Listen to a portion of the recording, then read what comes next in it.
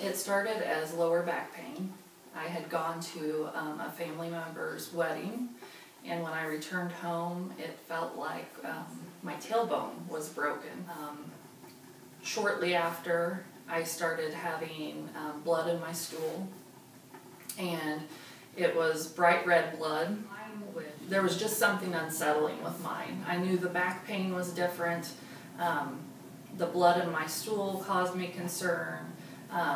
What we thought was a hemorrhoid not going away was a concern. And went back to my doctor and was given a referral to a GI specialist. And the GI specialist took one look and knew, it was obviously not a hemorrhoid. And he tried to make an appointment for the following day for me to have a biopsy. And I said, that really doesn't work for me. I already took today off. Making substitute plans is really hard. I hate to leave the kids again. And he sat down and he said, no, here's the phone. You need to go ahead and call for a sub. And I received a personal phone call on Friday. He explained to me that when he first looked at it, he thought it was some form of skin cancer. But that he was, very sorry to tell me that it was adenocarcinoma, which is colorectal cancer. And at my age of 38, once they explained what the ostomy was, you kind of feel like your world's crashing down. Sadly, it wasn't the only spot. It's stage 4, and I had 5 metastases to my lungs.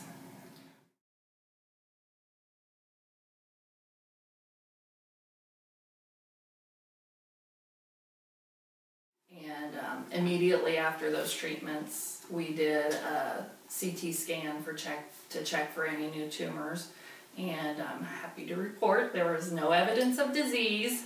So I think there's a lot of myths with colorectal cancer. I know that I hadn't heard a lot about colorectal cancer. I knew that once you turn 50, you would receive a colonoscopy, or you were approved, health insurance would cover one.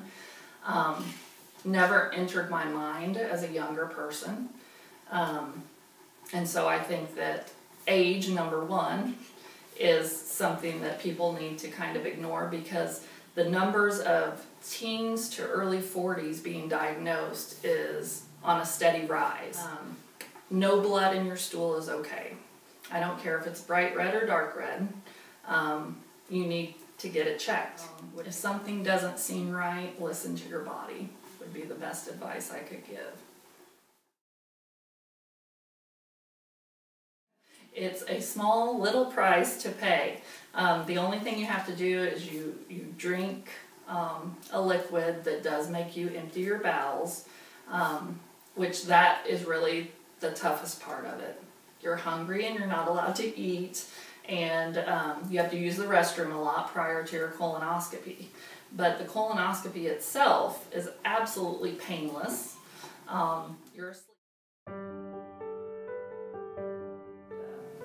Told my girls that I would take them back to Disney when they were older, and then cancer hits, stage 4 cancer, and as a mom, your biggest fear isn't always your health, it's what about my kids? And I had made that promise, and I'm not someone to break promises, and so I had explained that to my family and said, I made this promise to the girls, and I'm scared that it won't happen. And so for Christmas, they promised that they would get us there. And so that's what we're looking forward to right now, is I'm going to take my girls to Disney and follow through on the promise I made, and go make some memories as a family. And